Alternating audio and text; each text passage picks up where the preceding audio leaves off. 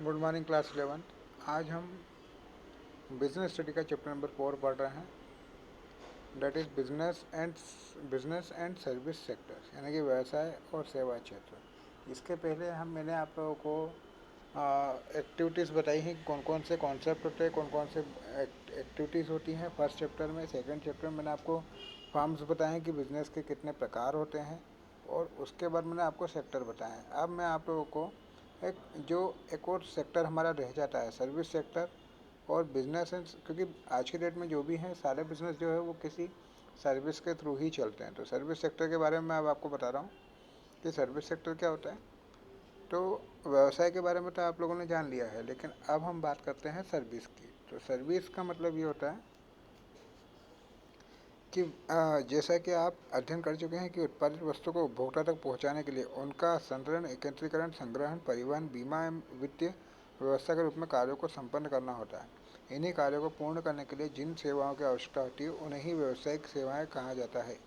वर्तमान में ऐसे अनेक संस्थान हैं जो इस प्रकार की व्यावसायिक सेवाओं को निर्धारित प्रतिफल के बदले में उपलब्ध कराने का कार्य करते हैं। यदि उत्पादक स्वयं ऐसी सेवाओं का प्रदान करता है तो उसे इसके लिए बड़ी राशि पर विनियोजन करना पड़ेगा, जो कि व्यवसायिक दृष्टि से महंगा पड़ता है।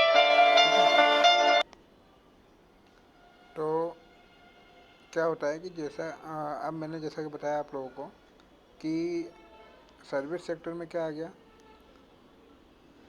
कि जैसे किसी भी माल को ट्रांसफ़र करना या उसको संग्रहण करना, यानी कि संग्रहण करना का मतलब क्या हो गया कि उसको इकट्ठा करके रखना, परिवहन यानी कि उसको ट्रांसपोर्ट के द्वारा पहुंचाना, उसका बीमा करना, उसकी वित्तीय व्यवस्था करना यानी कि उसको क्या करना है, बैंकिंग कार्यों में उसको रखना, ठीक है। और उपभोक्ता तक उसको पहुंचाना, जैसे मार्केटिंग करना, लेबलिंग करना, ये सारे कार्य जो होते हैं, ये सारे कार्य जो हैं वो व्यावसायिक सेवाओं के अंतर्गत ही आते हैं, है ना।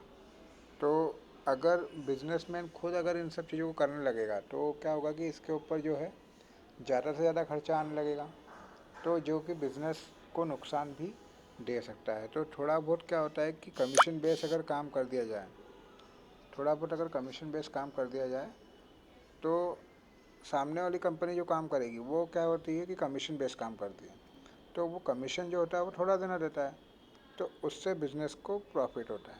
जैसे एक एग्ज़ाम्पल, आज की डेट में आप लोगों ने देखा होगा कि बीपीओ कॉल सेंटर हर बिज़नेस के लिए होता है, यानी कि वो लोग क्या करते हैं, अपनी कॉलिंग करवाते हैं, कस्टमर्स को बनाते हैं। जैसे कि आपने किसी प्रोडक्ट के बारे में सुना होगा कि प्रोडक्ट के बारे में आपके पास कॉल आता है, किसी आ, किसी भी कंपनी से आपके पास कॉल आता है कि आप जैसे आर ओ ख़रीद लीजिए पानी साफ़ करने के लिए, ये वो जो भी है, इस प्रकार की कंडीशंस आपके पास आती रहती है फ़ोन पर, है ना। तो वो क्या होता है कि एक एडवर्टाइजमेंट करने का तरीका होता है कंपनी का, और उसके लिए अब जिस भी व्यक्ति का आपके पास फ़ोन आया है उसके थ्रू अगर आप माल ख़रीदने के लिए तैयार हो जाते हैं तो उस व्यक्ति को वो थोड़ा बहुत कमीशन वहाँ पर दे देते हैं, ठीक है।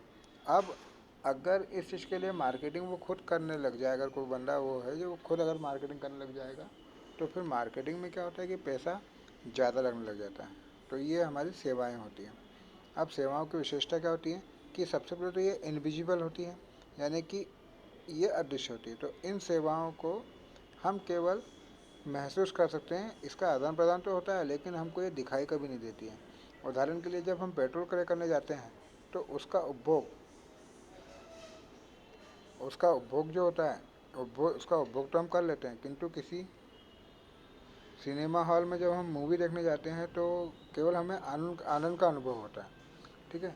हम पेट्रोल क्रय कर वस्तु के रूप में उसका उपभोग कर लेते हैं, और सिनेमा हॉल में केवल जब मूवी देखते हैं तो उसका अनुभव महसूस करते हैं, ठीक है। लेकिन ये एक प्रकार की क्या हो गई, सेवा हो गई, सुविधापूर्ण। सेवाएं वस्तुओं से भिन्न होती हैं। वस्तुएं ऐसे रूप में ग्रहण की जाती है जिस रूप में वो होती हैं, लेकिन सेवाएं आवश्यकता के अनुसार प्रदान की जाती है। जैसे सेवा पाने वाले विभिन्न व्यक्ति होते हैं जो अपने अनुसार सेवाएं प्राप्त करना चाहते हैं, अतः सेवाओं के सुविधाजनक होने का गुण पाया जाता है। जैसे एक एग्जाम्पल कि हमने ज़ोमेटो, स्विगी से अगर कोई खाना ऑर्डर किया है तो वो हम अपनी आवश्यकता के अनुसार जहाँ चाहें वहाँ खाना बुला सकते हैं, तो ये एक प्रकार की सेवा हो जाती है। तो कस्टमर के हिसाब से वो होती है, सेवाएं अलग अलग तरीके से आपको दी जाती है, क्योंकि ये आवश्यकता के अनुसार पे होती है। और वस्तु जो होती है वो क्या होती है कि वस्तुएं तो जैसी हैं उसी रूप में आपको प्रदान की जाएगी, क्योंकि उसको तो आप चेंज कर नहीं सकते। अब इसी प्रकार से नेक्स्ट पॉइंट है पृथकता विहीन। वस्तुओं का उत्पादन कर उसे उपभोक्ता तक पहुंचाया जाता है। वस्तु का उपभोग बाद में किया जाता है, किंतु सेवा में प्रदान करने वाला तथा प्राप्त करने वाला दोनों का एक साथ मौजूद रहना आवश्यक होता है। तो इसमें क्या होता है कि पृथकता विहीन सेवा को हम क्या कर सकते हैं कि किसी से अलग नहीं कर सकते। मतलब कि वस्तु का उत्पादन तो हम जैसे आज कर लेते हैं, लेकिन और उसका उसका उपभोग हम कल भी कर सकते हैं, परसों भी कर सकते हैं, जब हमारी ज़रूरत होगी हम तब उसका उपभोग कर सकते हैं। लेकिन सेवा जो होती है जिस समय प्रदान की जाती है, यानी कि जो प्रदान करने वाला व्यक्ति है उसको उसी समय प्राप्त करना होगा और उसी समय उसको यूज़ भी करना रहता है। जैसे एक एग्ज़ाम्पल अगर हम बात करते हैं कि अगर हम सिनेमा हॉल में मूवी देखने जा रहे हैं, तो मूवी चलाने वाला व्यक्ति और मूवी देखने वाला व्यक्ति दोनों जो है वो एक ही जगह वहाँ पर होना चाहिए, तभी हम वो सेवाएं वहाँ पर मिल पाएगी। संचय का भाव, सेवाओं को हम कभी भी संचय करके नहीं रख सकते। जिस प्रकार से वस्तु का मैंने बताया आपको कि वस्तु को आज हम खरीद कर कल इसका उपयोग कर सकते हैं, लेकिन सेवाओं का उपयोग हमें जो का त्यों यानी कि उसी समय वहाँ पर करना पड़ता है। जैसे सेवाओं को तभी प्राप्त किया जा सकता है जब इसकी आवश्यकता होती है। आवश्यकता से पूर्व इसका संग्रह नहीं किया जा सकता, जबकि वस्तु को उपभोग के पूर्व भी प्राप्त किया जा सकता है। अब उसके बाद जो है इनमें दोनों में डिफरेंस है। सबसे पहले संबंधता की बात करें। सेवा की महत्वपूर्ण विशेषता है कि वो ग्राहक अपनी विशिष्ट आवश्यकताओं के अनुसार सेवाओं को संभावित सुधार करवा सकता है। जैसे पूरी बस किराए पर लेकर पर्यटन पर जाने वाला दल अपने इच्छित स्थानों पर बस का स्टॉप करवा सकता है। ठीक है, तो इन्वॉल्वमेंट की बात की जा रही है यहाँ पर कि सेवा को हम अपने अनुसार कैसे भी करके एडजस्ट करवा सकते हैं। एग्जाम्पल के तौर पर मैंने बताई दिया आपको कि अगर हमको कहीं घूमने जाना है तो हम पूरी बस किराए पर ले सकते हैं और उसको अपनी इच्छा के अनुसार कहीं भी रुकवा सकते हैं। लेकिन अगर आप नॉर्मल अगर कहीं जाना है, एक पैसेंजर बस में बैठे हैं, तो आप अपनी इच्छा के अनुसार कहीं पे उसको रुकवा नहीं सकते। अब डिफरेंस देकर रखा हुआ है कि सेवाएं एवं वस्तु में अंतर। तो सबसे पहले प्रकृति। तो सेवाएं मूर्त, अमूर्त और अभौतिक होती हैं, यानी कि जैसा कि मैंने बताया कि सेवाएं जो होती हैं वो इनविजिबल होती है और इनविजिबल हो सकती हैं, जिसको हम बोल सकते हैं कि वो दिखाई नहीं देती, और अभौतिक होती है, यानी कि इसको बोलते हैं टेंजिबल। ये टेंजिबल होती हैं। सेवाएं हमेशा टेंजिबल और इनविजिबल है, यानी कि अदृश्य और अभौतिक संपत्ति नहीं है, पर सेवाएं होती हैं। और वस्तुएं जो होती है वो मूर्त और भौतिक रूप में होती है। मतलब इसको हम देख सकते हैं, इसका एक भौतिक रूप होता है वस्तु का, है ना। जैसे एग्जाम्पल के तौर पर मैंने बताया कि अगर जैसे मान लो कि कोई वस्तु हमको खरीदना है, जैसे सपोज मान लो कि हमने कोई मकान खरीदा है, तो मकान दिखेगा और मकान का कलर वलर सब दिखता है, ये भौतिक रूप होता है। लेकिन सेवाएं अमूर्त होती हैं, अभौतिक होती हैं। जैसे हमने मूवी देखी, तो मूवी किसी रंग रूप में नहीं होती, उसको हम छू नहीं सकते। संग्रहण, सेवाओं का संग्रहण नहीं होता, मतलब कि सेवा को हम किसी भंडारण में स्टोरेज करके नहीं रख सकते, लेकिन वस्तु को हम स्टोरेज कर सकते हैं। हस्तांतरण, सेवाएं प्राप्त करने पर उसका लाभ तो पाया जा सकता है, पर उसके स्वामित्व का हस्तांतरण नहीं हो सकता। तो सेवाएं जब आपने प्राप्त की, जैसे मान लो कि हमने मूवी देखी, तो उसका आनंद का अनुभव सिर्फ आप ही को होगा। हम उसे ट्रांसफ़र नहीं कर सकते कि भाई मूवी हम देखेंगे या अनुभव कोई और करेगा, ऐसा नहीं हो सकता। वस्तुएं क्रय करके उसका स्वामित्व हम किसी और को दे सकते हैं। मतलब आप किसी और के तरफ से जाकर वस्तु को क्रय कर सकते हैं। जैसे कि हमने एक मकान खरीदा है, ठीक है, लेकिन उसका मालिकाना हक हमने किसी और को दे दिया है, ऐसा हम कर सकते हैं। एकरूपता, सेवाओं में एकरूपता का अभाव पाया जाता है। हर बार इसका निष्पादन भिन्नता के लिए रहता है। मतलब सेवा में कभी भी एकरूपता नहीं आती। जैसे कि मान लो सपोज़ अगर मैं आपको पढ़ा रहा हूँ, ठीक है, तो ये मेरी सेवा है आप लोगों के लिए, लेकिन ये हमेशा एक जैसा नहीं रहेगा। जैसे मैं अभी आपको ऑनलाइन पढ़ा रहा हूँ, ठीक है, तो ऑनलाइन पढ़ाना एक अलग चीज़ होती है। यहाँ पर मैं आपको उस चीज़ का अनुभव नहीं करा पाऊँगा, लेकिन अगर मैं आपको प्रत्यक्ष रूप से पढ़ाता हूँ तो उस चीज़ को मैं अनुभव करवा पाऊँगा, क्योंकि उसकी वो चीज़ एक अलग हो जाती है, उसका निष्पादन अलग हो जाता है, उसकी भिन्नता अलग हो जाती है। और यहाँ पर ऑनलाइन पढ़ाने पर निष्पादन अलग होता है। तो कहने का मतलब वही है कि सेवा कभी भी एक जैसी नहीं रहती है, उसका रूप बदलता रहता है। अब वस्तु में एक रूपता पाई जाती है, वस्तुएं जो होती हैं वो एक जैसी होती है। आज आपने कोई एक पेन खरीदा है तो कल भी जब वापस उसे खरीदने जाएंगे तो वो उसी रूप में मिलेगा, उसी स्वरूप में मिलेगा, ठीक है। उसके बाद निष्पादन, उत्पादन, सेवाओं का निष्पादन किया जा सकता है और वस्तुओं का निष्पादन नहीं किया जा सकता। मतलब कि सेवाएं आप